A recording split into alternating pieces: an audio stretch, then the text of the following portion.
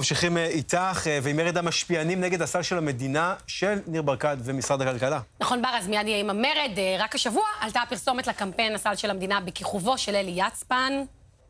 מה זה כל האותיות הקטנות האלה? תגידו לי, מה אתם חושבים שאנחנו פריירים? כשכל רשתות השיווק מתחפשות לסל הזול ביותר, הגיע הזמן שנדע מי אמיתי ומי עושה חיקויים. אז בפעם הראשונה משרד הכלכלה החליט לשים לזה סוף. עליה יצפן קיבל על פי הפרסומים 238,000 שקלים, כל מכספי הציבור כמובן. היום אנחנו מפרסמים שלא מעט משפיענים סירבו לקמפיין, כנראה שחלק מהם למדו מטעויות העבר, מיד נהיה עם חלק מהם שפרסמו את הקמפיין של השרה מירי רגב לצדק תחבורתי, והתחרטו על כך, אחרי שמחירי התחבורה הציבורית זינקו משמעותית.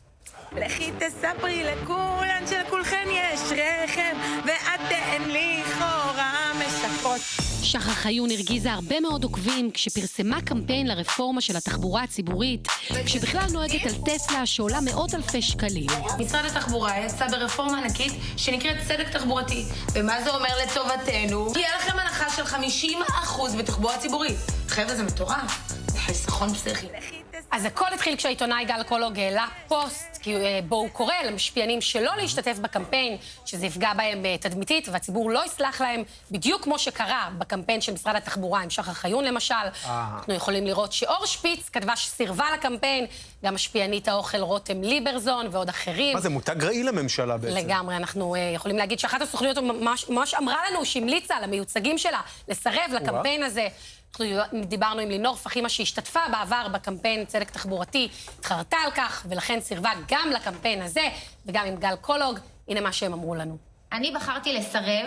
בקמפיין הקודם אני כן השתתפתי, ובדיעבד אני יודעת שזה לא היה מדויק כמו שהצגנו את זה לציבור, והבטחתי לעצמי שזה לא יקרה יותר. חשוב לי להיות מאוד נאמנה לקהל שלי ולציבור שעוקב אחריי. אני לא אמליץ על משהו אני לא שלמה איתו ב100%.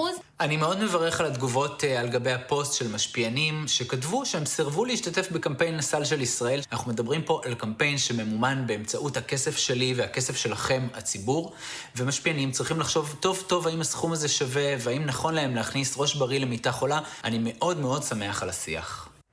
טוב,